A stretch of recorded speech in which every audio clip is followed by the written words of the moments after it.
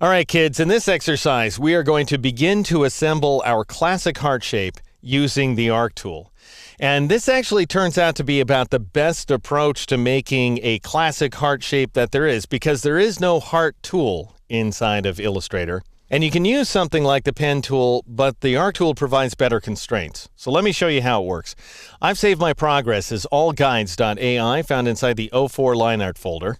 And I'd like you to drop down to this tool, whatever it is, under the T, and switch over to the arc tool. And then draw an arc. Now make sure before you do that the drawing layer is active, because we do want to go ahead and add our shapes to the drawing layer. Notice, by the way, that you can lock the guides layer by clicking in this little lock column next to the eyeball. And that will lock down the guides, but when guides are locked, they're no longer snappy. And we need them to have the power of the snap, that magnetic force that draws our cursor to them so that we get perfect alignment. So go ahead and turn off the lock. And if you want to lock your guides down, go back up to the view menu, choose guides and choose lock guides. That goes ahead and locks them, but it also keeps them snappy.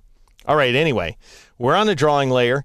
Go ahead and draw from this guide intersection right there. Notice it's not quite the center of the artboard. It's up from that.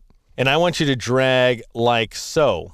And that's not really the angle that we're looking for out of this arc. Notice that it's arcing in the wrong direction, at least for me. For you, it may be different. You may be getting a nice convex curve, but in my case, I'm getting a concave curve. And in order to flip it, you press the F key. So F for flip, and it'll flip it to the other direction right there. And we also want to constrain this arc so that instead of being a quarter ellipse that is either wider than it is tall or taller than it is wide, we want it to have the same width and height, so it's actually a quarter of a circle. And you achieve that by pressing the Shift key as you draw. And once your cursor hits that guideline right there, as mine is, then I want you to release your mouse button like so, and then release the Shift key. So you want to have the Shift key down for the entire length of your drag. Now draw from this location here down to here. So in other words, you're dragging from that last point at which you left off down to this guide intersection. It's flipping the wrong direction. It definitely will do that for you. So press the F key in order to flip it the other direction. And you can press the Shift key or not at this point. We're already provided with some constraints by the guidelines, so you'll snap into alignment with that guide intersection right there. All right, so we've drawn the first hump. Good job, us. Now the question becomes, how do we get the rest of the heart? And it might be tempting to do one of these numbers where you draw an arc like this. You don't want to follow along with me.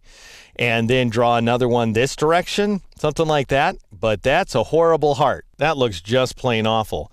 And that's not the right approach. So let's go ahead and get the black arrow tool. And then you can drag around these two lines like so. Notice if you marquee a portion of two paths, that's what these guys are called, incidentally. Using the black arrow tool, it'll select them both. And then press the backspace key or the delete key on the Mac. All right, instead, the approach that we're going to take right here is to grab the arc tool once again, and I want you to draw from this location all the way down to here, this bottommost horizontally centered guide intersection. And notice that we have a convex curve when we want a concave one, so I'm going to press the F key in order to flip it. And we have the first half of our heart. Now, it may be difficult to believe that this qualifies as a half of a heart, but it actually will once we modify the curvature of this final segment here. And that's exactly what we're going to do in the next exercise.